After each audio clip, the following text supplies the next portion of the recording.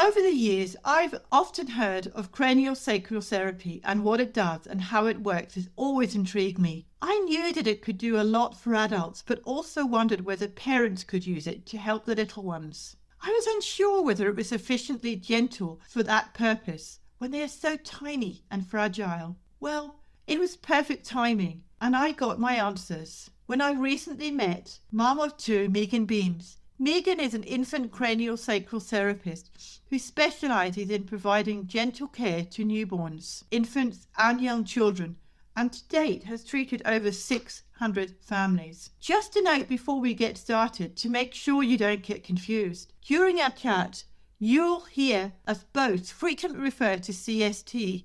This is an acronym for craniosacral therapy, just ensuring that we don't leave you with any confusion. During our chat, you'll hear Meaghan talk about how incredibly gentle the CST techniques are and how safe they are, even for infants to receive. How CST can ease muscle and tissue tensions that cause babies to experience symptoms including colic, a shallow latch, and a preference to turn the head to one side only. How CST works directly with the nervous system to give your baby fast relief of their troublesome symptoms, and how CST can help with tongue-tie tensions, and so much more. I'm infant massage instructor Helen Thompson. Hello and welcome to First Time Mums Chat. Being a parent for the first time is challenging and changes your life in every way imaginable. To help ease your transition into parenthood, I aim to offer supportive, holistic approaches and insights for mums of babies aged 4 weeks to 10 months old. My goal is to assist you to become the most confident parent you can and smooth out the bumps along the way. This podcast is brought to you by My Baby Massage, so let's do this together. This podcast is for informational purposes only and does not constitute medical advice. Please contact a medical practitioner if you are concerned or have any medical issues. Hi Meaghan, and welcome to First Time Mums Chat. I'm delighted to have you here. I've been wanting to speak with someone for ages who does CST, who focuses on the infant side. Before we get started, can you please tell us about yourself and your background? Amazing. Yeah. So I am Meaghan Beames. I am a registered massage therapist here in Toronto, Canada. I am also an infant craniosacral therapist, so infant CST. I've been doing that for 5 years, and I've been a registered massage therapist since 2015. So I've been working with the body for quite some time.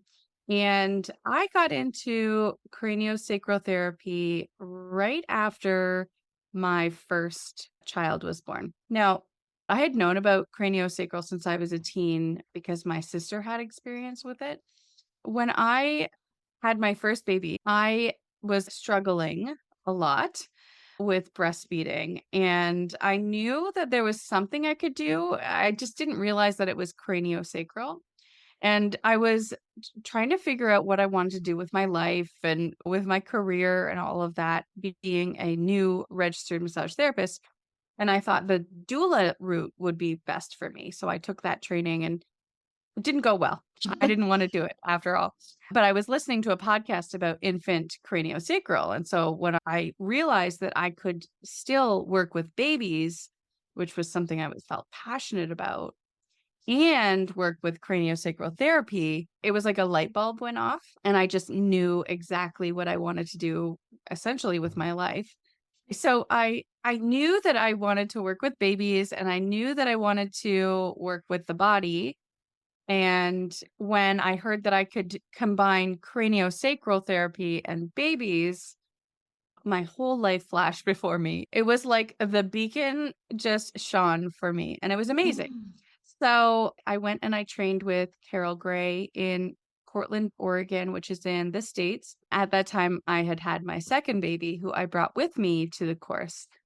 And when I came home from taking this training, I went nose down in developing this business because I just knew that it was important work.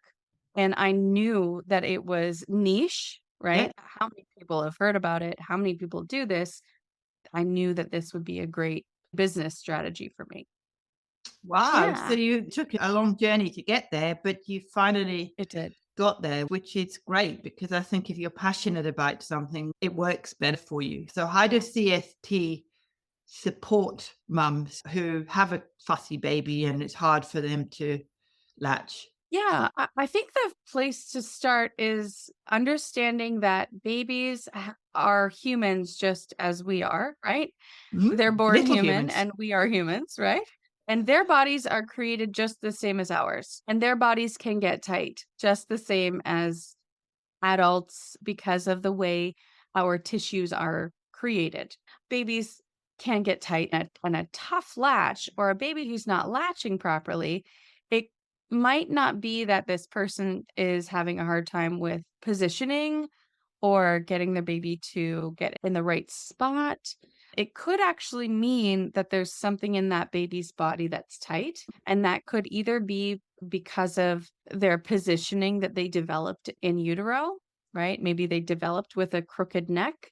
And then they come out and they do better on one side or feed better on one side than the other, or it's painful on one side and not the other. Or their birthing process can increase tightness within tissues in their body. And then that presents as a troublesome latch in whatever way it shows up.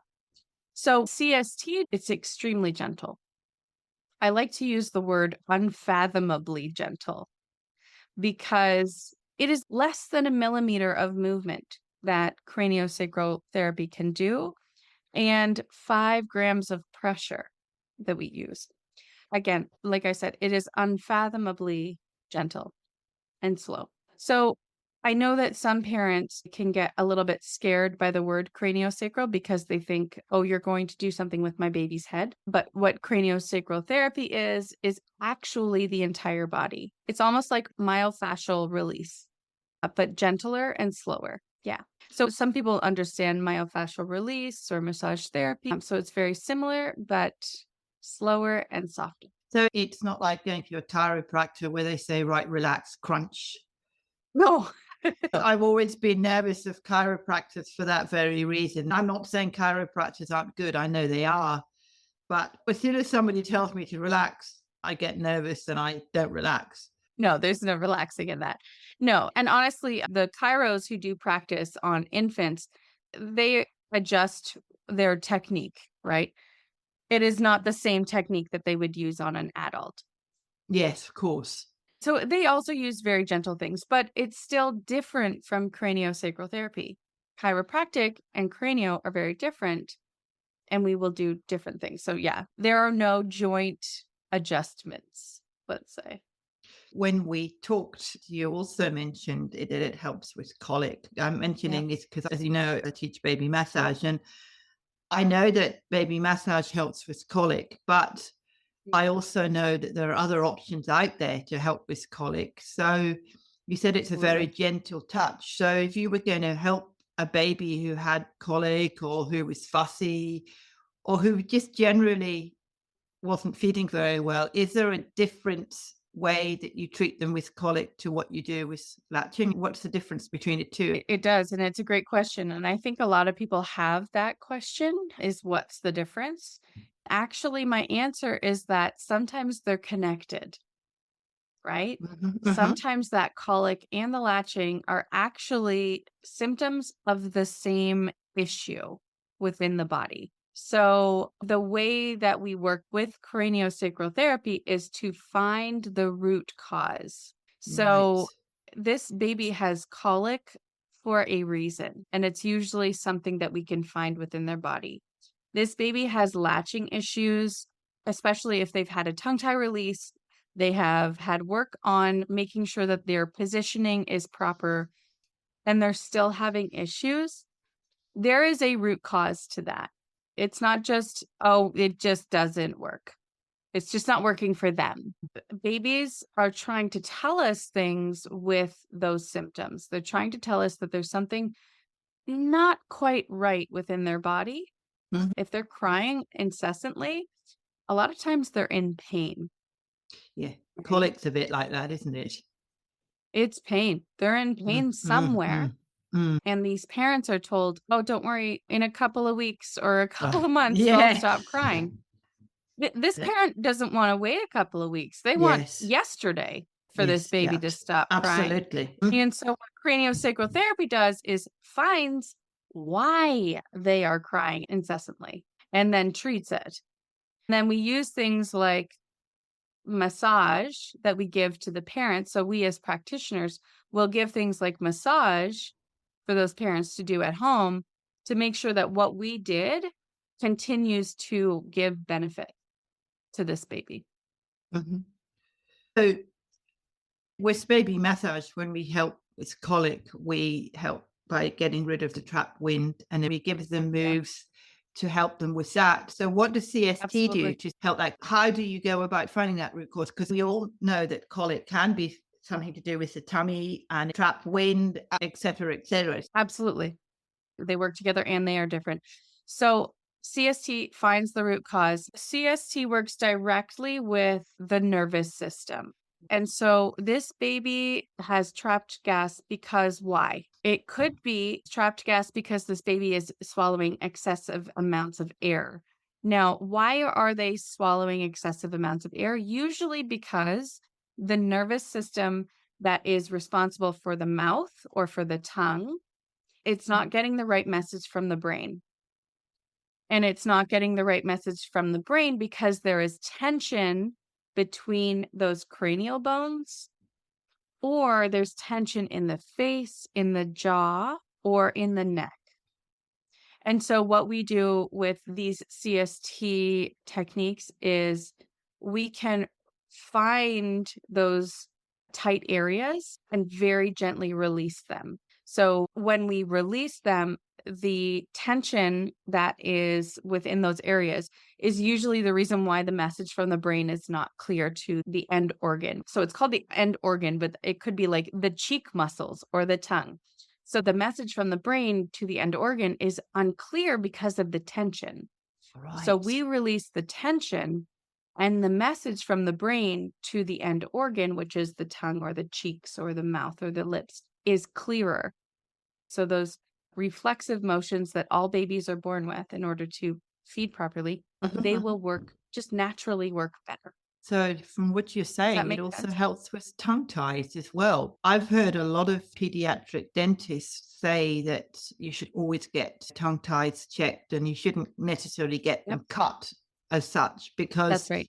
sometimes it's just a matter of a slight movement in the mouth or something that needs to be adjusted. And to That's right. get that done when they're younger, it can help them to latch better. It can help their colic. It can help tummy That's issues. right.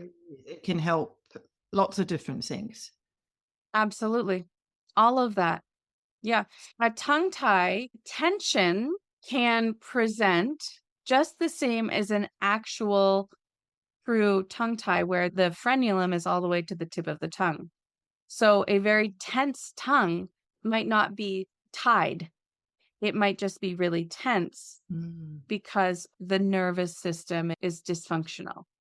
So someone who might think that their baby is tongue tied because they are presenting with all of the things that a tongue tie, they're on the internet and they're reading all of the symptoms that you'll see with a tongue tie baby. And they're like, oh, yep, my baby has that. My baby has that. They've got the blisters. They've got clicking while they're feeding. They are crying and screaming at the breast or bottle. So they're ticking off all of the symptoms. However, if they get a tongue tie release and they don't see any improvement, it wasn't a tongue tie, it was nerve dysfunction. And Mhm. so CST helps with the nerve dysfunction. So many people say, oh, tongue ties are this, or colic is this, and colic is that, or just get Mm. on with it. It'll get better. Don't worry about it. If your baby's screaming and crying, the last thing you want to hear from a doctor is just get on with it. You know deep down as a mom that your baby's in pain, as you say, for a reason. And doctors are great in some respects, but they're not so good at dealing with And the root others. cause. That's right. Yeah, they are there to medicate. And that's their job, and that is what they're Yeah. trained for, and that's Uh-huh. what they're educated in, and that is wonderful for the children who need the medication. But a tongue tie isn't about medication. It's about function. It's a function issue. And doctors aren't trained in function. They're trained in how to medicate and how to understand symptoms and medicate symptoms. Mm. So if they were functional medicine, then maybe they would be able to connect those dots, but they're not able to connect those dots with their training. And that's not to say that their training isn't valuable. It's just that they're not gonna give you the right answers. They're gonna say, "Don't worry about it," because that's what they're trained in. Their training says, "This baby will grow out of it within 6 to 8 months." For a new-time parent, they feel unheard, they feel helpless, and they also feel like this person is not helping them. And they know that there are answers out there because they have that mother's instinct or that parent instinct. And they're listening to that. And that's why they are Googling these things because they know that there's an answer out there somewhere. Usually it's about what's happening within that baby's body. The answer lies within the baby's body. You did say that for first time parents, especially, hearing this information might be daunting and it might be scary to know that maybe there's something happening in their baby's body that's not quite, I'm going to use air quotes, quote unquote, right. It's not that it's wrong. It's that it's not optimal. That's my favorite word to use is that it's not optimal. It is not functioning at its best level. And what craniosacral therapy does is helps that body to work at its best and most optimal way. In a Yeah. natural So and holistic way as well. exactly. Yeah. And we're not here to say that there's anything wrong with your baby. In fact, the first thing I say is, don't worry. I see this all the time because a lot of times I do see the same symptoms all the time. Don't worry. I see this all the time and there's something we can do about it. That's what parents want to hear. Don't Mm. worry. This is common and there's something you can do about it. Yeah. That's more of a nicer way to put it for parents because I think a lot of the time they find it, as you say, hard. And if they know there's somebody out there who's calming, relaxing, and just says, look, this is a common thing. There's nothing wrong. It happens. And as you Yep. said at the beginning, it could be the way they were positioned when you gave Yep. birth. It could be that they had a crooked neck, as you said, when they Yep. gave birth, or even when they're in the Yep. womb, they might have just been moving on one side, which is nothing wrong with. It's just the way when you give birth, they may have come out in a different way. And you don't realize That's that exactly until you've been checked. I don't know if this is accurate, but you might go to somebody like you to say, look, can you just check my baby over?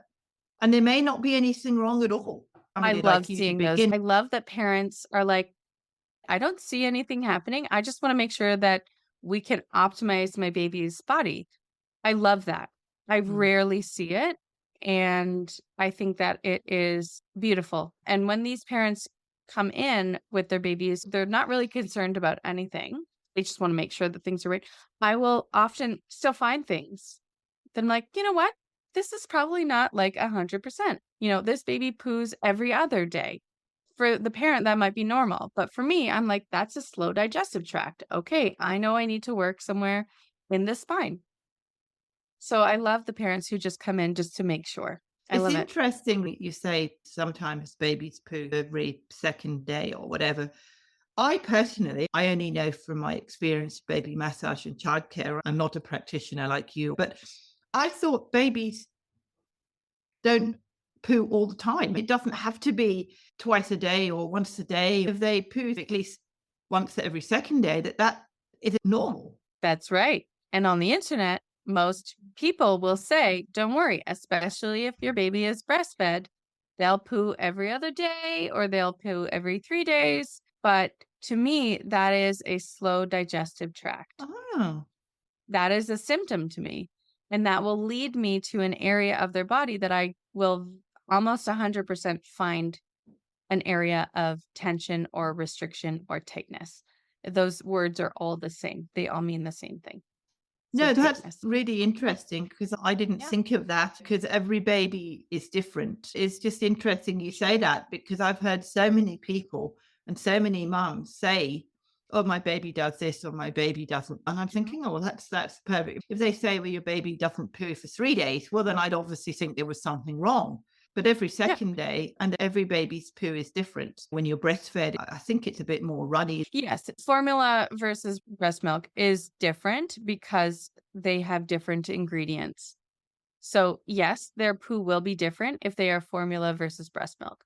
And sometimes they are going to be straining a little bit more with formula rather than with breast milk, but not always. Some Mm, breastfed babies are also straining. They're mm. also straining and they're also skipping poo days. That's what I say is a skipping a poo day because poo days should be every day. Yeah. I like that, skipping a poo day. And usually it's tension in the spine. CST helps with a lot of things, not just what we mentioned, like colic, tongue tie. That's It right. helps with a lot of different things for babies, and it's good to get them checked out. How early can you actually do CST on a baby? My favorite is to see them within the first week. I think that the soonest after birth that you can see a CST practitioner will help your baby and you as the parent to avoid some of the biggest struggles of being a new parent. So Mm. if you know that you're having a baby next week or in the next couple of weeks, if you preemptively book your session with a CST practitioner, just to make sure, you might be able to avoid things like this baby losing a lot of weight in the first week. That's a latching issue. That's a function issue within that baby. They can avoid things like side preference or engorgement. This baby might not be draining the breasts very well. And so this person's going to experience engorgement or mastitis or clogged ducts. So the sooner this baby can have 1, 2, maybe even 3 sessions, the more these things these parents can avoid. Big struggles, right?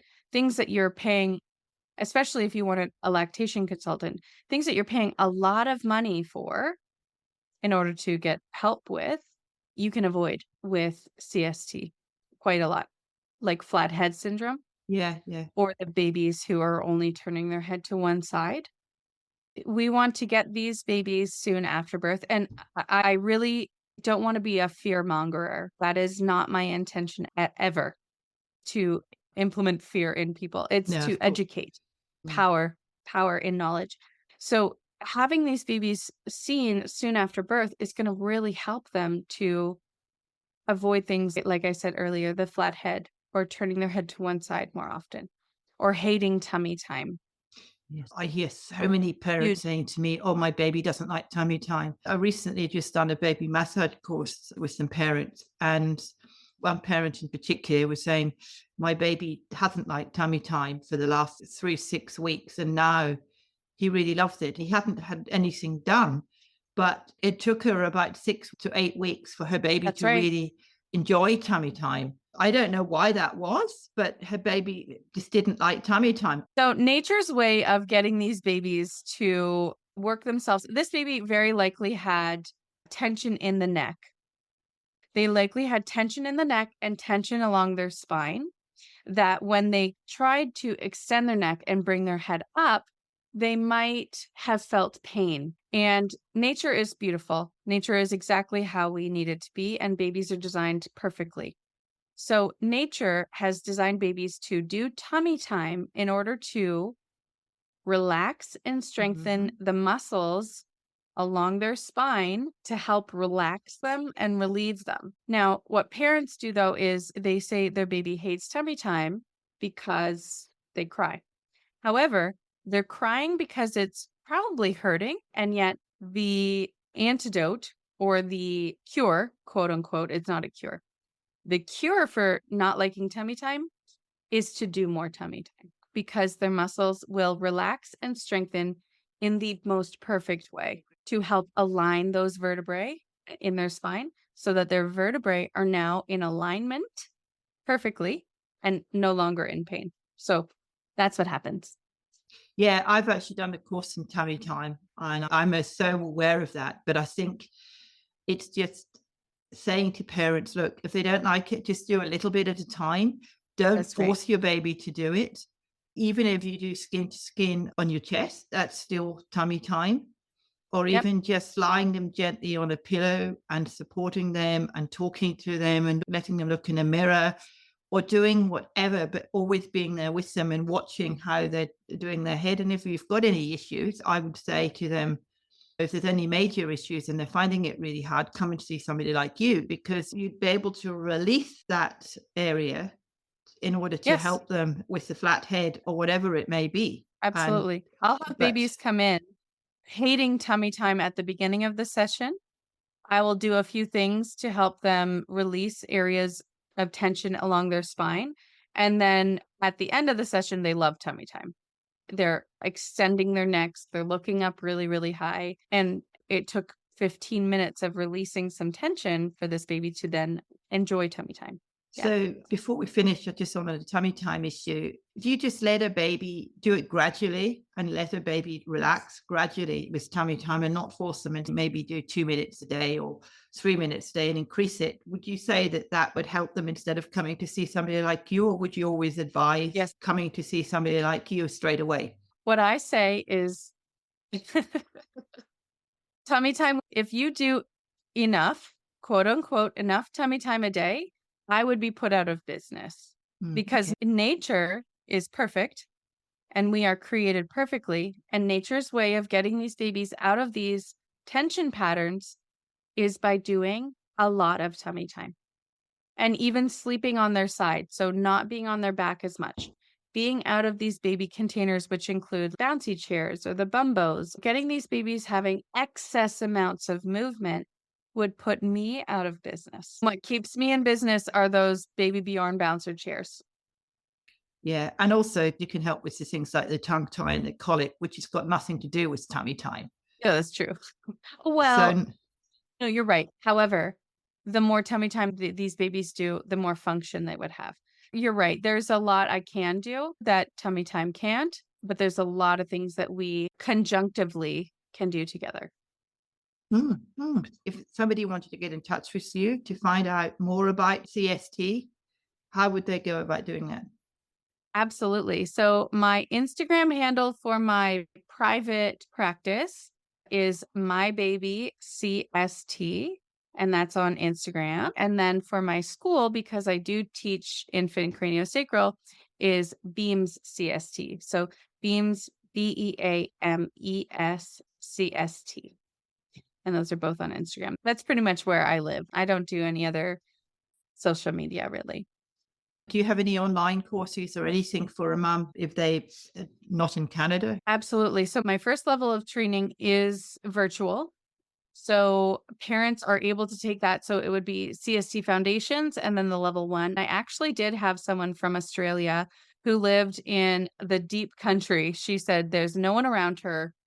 And her baby was severely gassy, was not pooping for days. She took my course and her baby changed within a few sessions that she was able to do with her baby. So it's possible to make change on your own child and by learning these techniques yourself. So yes, I do have virtual courses. Thank you. I've learned a lot from talking to you about CST, and it's a lot more valuable than I actually thought. And I'm glad to hear that it links with baby massage and tummy time and supporting Oh the yeah, parent holistically. So thank you for being here. I've really, it's my really pleasure. enjoyed talking to you. I enjoyed talking to you too. Thank you so much for having me. Wow, I loved learning all about infant CST and the amazing ways it can help babies. I'll definitely be telling more of the moms I teach baby massage to about it. I've included links to Meaghan's Instagram pages, which she mentioned during our chat. I've also included a link to her website, as well as her freebie she offers, called 10 Signs a Baby Needs Bodywork. These links are in the show notes, which can be found at mybabymassage.net/podcast/125. On the First Time Moms Chat podcast, I've spoken with a number of professionals who provide help to babies and infants, and I'm regularly asked for tips and suggestions from mums on this topic. Is this an area that you would like to know more about, or do you have any questions relating to it? If so, I would love to hear from you. You can contact me by email at support@mybabymassage.net.